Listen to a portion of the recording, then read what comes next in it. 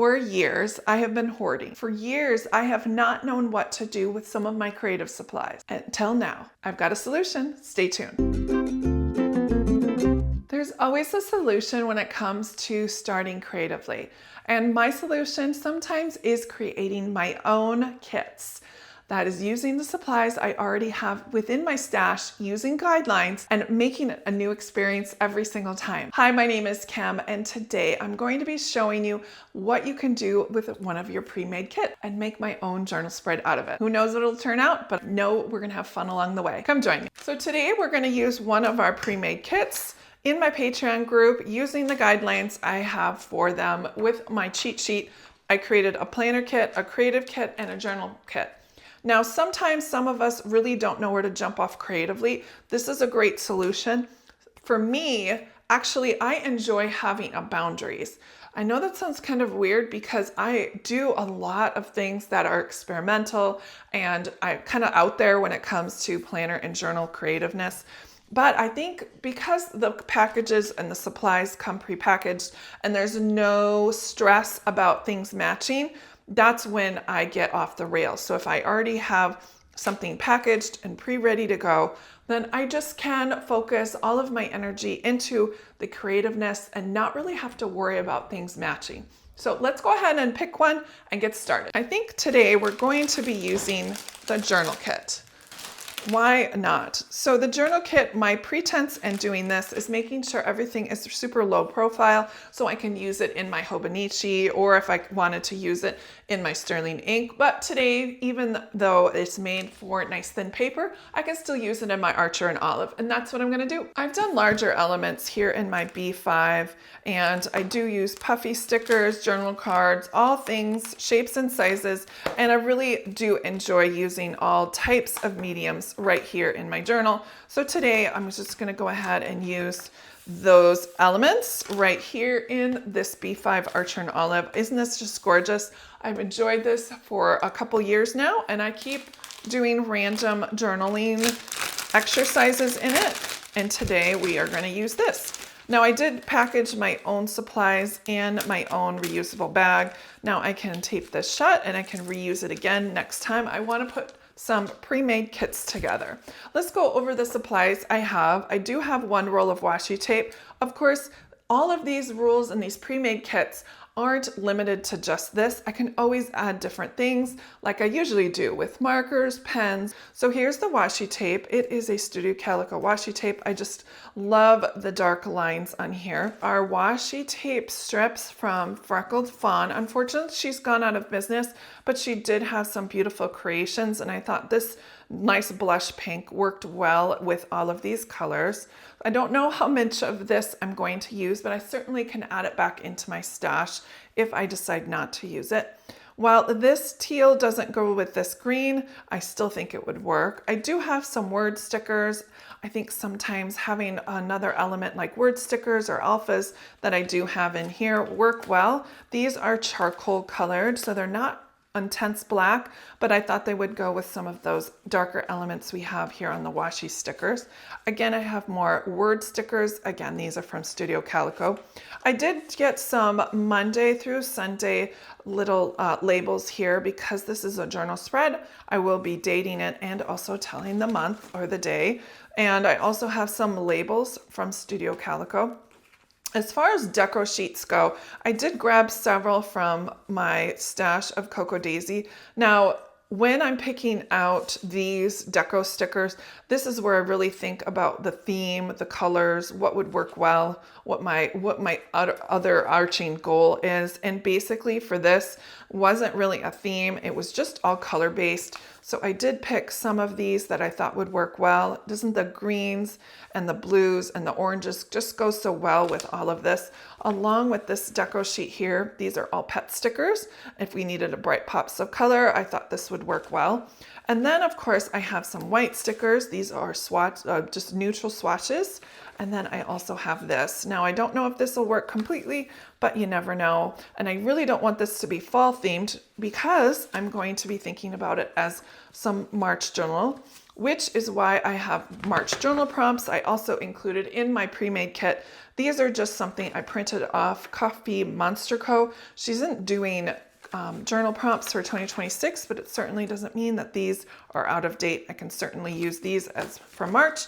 So if you're interested, you can always head over to her website and find those as well.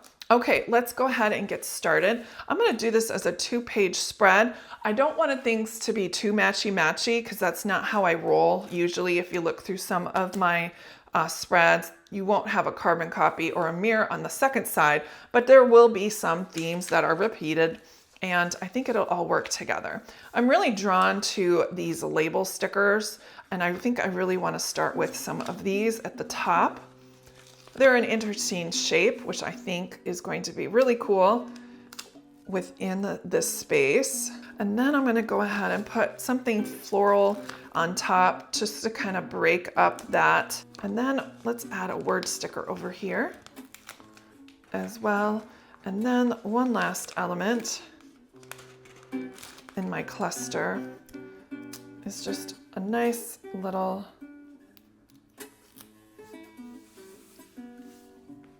black accent. And I really want to add this leaf here. I know it's going to trail off the edge, but we'll trim it real quick. Now that I have my cluster down, I do want to add a little bit of a header over here, but I don't want to put it right at the top of the page. I'm going to do something like that and leave this end kind of trailing into that cluster. And then I'm going to go ahead and snip this nice and square. And then I can go ahead and add my title. Let's see, should I use these alphas? I really think these are the direction I want to go to. I've always enjoyed Studio Calico alphas. They are a little bit thicker, but that still works for me. And then to add dates, there's some number stickers at the bottom of this page, and the contrast between the two being large and small, I think will work great. Let's separate those two. It is currently the 15th of February. Now I'm going to add a little bit of whimsy here at the bottom of the page. I love this little mouse with the ink, and the colors go so beautifully. And then this sticker here, it says love. I think it would be cute if I just put that there. And then just for a little bit of contrast down here, let's pick a washi strip that we think would work well. Ooh, I think this one is something I'm interested in. Let's see what this looks like. And then to bring some of that orange down here, I've got my word stickers, and I'll put today is the day.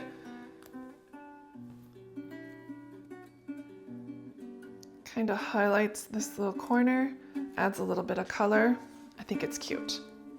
I've got this stamp sticker here, but I don't want to add the whole thing, but I want to add just enough. So I just cut it, and it just adds enough to make this cluster just the way I want it. Now for this side, what I want to do is kind of balance things out with some more washi tape strips. And instead of cutting these apart or putting them on the page, I think I'm going to just cut these 3 just like this, and then maybe another one that's shorter.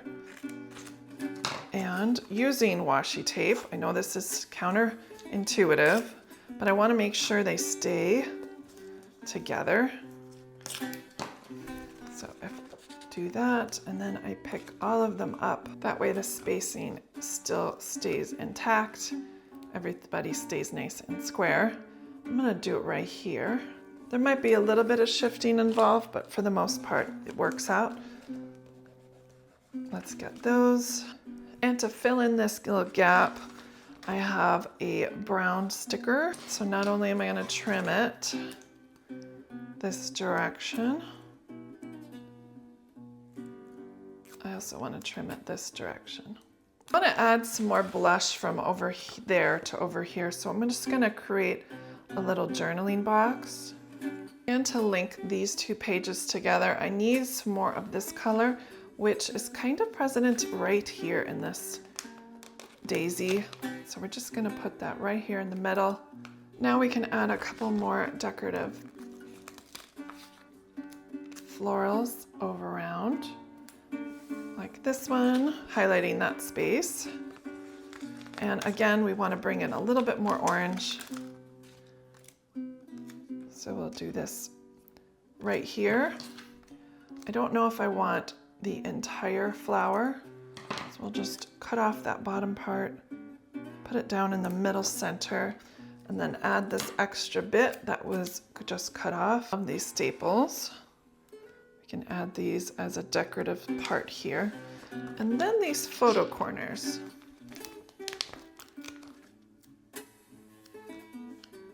We can add them to our corners here. We'll tidy this square up a little bit. That looks fun. I think the one last thing I want to do is add some squiggles along this line using one of our Unipens.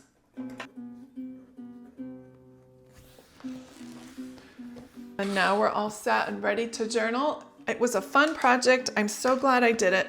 I also used some of my supplies and I was working on things creatively as well. I think this turned out super cute. I can't wait to journal in it. Thanks so much, guys. I appreciate you being here and I hope to see you again soon next time. Take care.